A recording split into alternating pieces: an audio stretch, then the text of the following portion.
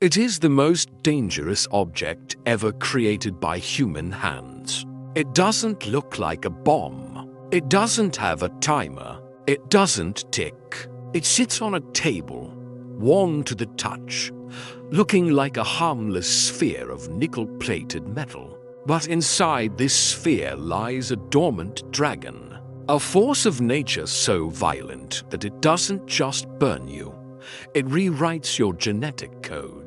It unzips your DNA. On a warm night in August 1945, one man made a mistake measured in millimeters. It took less than a second. But in that second, the dragon woke up, and the room was bathed in the blue light of death. To understand why Harry Daghlian died, you have to understand where he was. Los Alamos, the Omega site. This wasn't just a laboratory.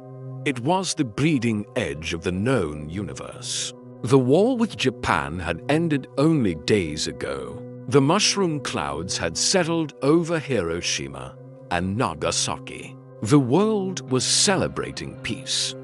But here, in the high desert of New Mexico, the work didn't stop. The physicists were adrenaline junkies. They were the cowboys of the atomic age. They had built the gadget that ended the war, and they felt invincible. Among them was Harry Daghlian, 24 years old, brilliant, fearless.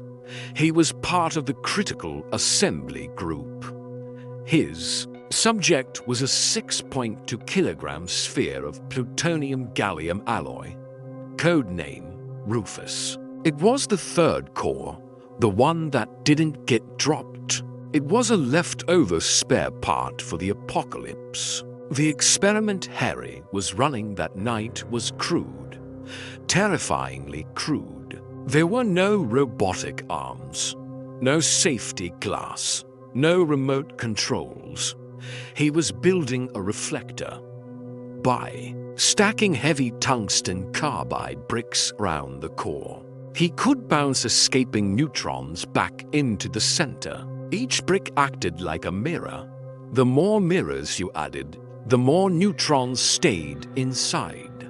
The more neutrons, the closer the core came to criticality, the point of no return. The scientists had a nickname for this specific experiment. They didn't call it criticality testing. They called it tickling the dragon's tail. It was late, nearly 10 p.m. Harry shouldn't have been there. The safety protocols required at least 2 scientists to be present. But Harry was alone, save for a bored security guard, Private Hemley, sitting near the door reading a newspaper. Harry was chasing data. He wanted to plot the next point on the curve. He was confident. He had done this dozens of times. His hands knew the weight of the bricks. He knew the limits of the machine. Or so he thought. As he lifted the final brick, a 10-pound block of tungsten, their Geiger counter began to chatter. The core was singing. It was right at the edge of the cliff. Harry planned to place this last brick not on the pile, but slightly away from it. A final adjustment. We are seconds away from the event that changed nuclear safety forever. This channel is dedicated to documenting the failures of engineering and the resilience of the human spirit. We are trying to build this archive to 1,000 subscribers to unlock longer, deeper investigations into the atomic age. If you want to see the history they tried to hide, please click subscribe and like the video now. It helps us keep the lights on. Now, back to the lab. 9:55 p.m. Harry's left hand is holding the brick over the assembly. Maybe his hand cramped. Maybe the brick was slippery. Maybe it was just bad luck. But gravity is unforgiving. The brick slipped. It fell squarely onto the center of the assembly. Instantly, The neutron reflector was complete. The core went supercritical. A flash of intense blue light flooded the room. This was Cherenkov radiation air molecules being shattered by particles moving faster than light. Harry didn't feel heat on his skin. He felt it inside him, a wave of warmth that passed through his body, through his organs, through his bones. In a panic, Harry knocked the brick off. The reaction stopped instantly. The blue light vanished. The event lasted less than a second, but in that second, the demon core had fired a burst of invisible bullets through Harry Daghlian's body. Silence returned, but the air tasted metallic, the taste of ozone. Harry felt a tingling in his left hand, the one that had dropped the brick. It felt like his hand had fallen asleep, like pins and needles. But this wasn't numbness. It was the cells in his hand dying by the billions. Harry knew. He was a physicist. He had done the math in his head the moment the blue light faded. He disassembled the pile to prevent another accident. He told the guard to evacuate. And then he walked to the hospital.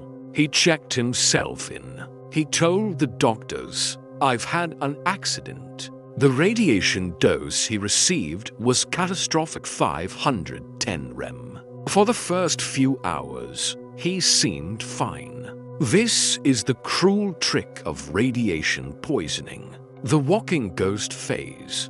But the DNA in his bone marrow had been shredded. His body could no longer produce new blood cells. First, his hand blistered. Then the skin sloughed off in sheets, revealing raw, cooked flesh underneath. The burn spread up his arm. His organs began to fail one by one. He lost his hair. He lost his ability to speak. His mother and sister flew to Los Alamos to see him. But by the time they arrived, he was delirious. He was decomposing while still alive. 25 days after the slip, Harry Daghlian died. He was the first peacetime casualty of the atomic age. A young genius, erased by a brick and a moment of carelessness. But the story doesn't end with Harry. The core Rufus survived. It sat in the vault, waiting. The scientists, in their arrogance, didn't stop the manual experiments. They kept tickling the dragon. 9 months later, May 1946, another brilliant physicist, Louis Slotin, would stand over the exact same sphere. He would use a flathead screwdriver to hold the reflector open. The screwdriver would slip. The blue light would return, and the demon core would claim its second victim. Only then did they learn. Only then did the manual experiments stop. The core was finally taken to Bikini Atoll and detonated in a test blast. It was destroyed, but its legacy remains. Harry Daghlian's death was a warning written in blue light. It taught us that in the atomic age, there is no margin for error. You cannot negotiate with physics, and if you tickle the dragon, eventually, it will bite. I'm the disaster architect. Sleep well, and keep your hands steady.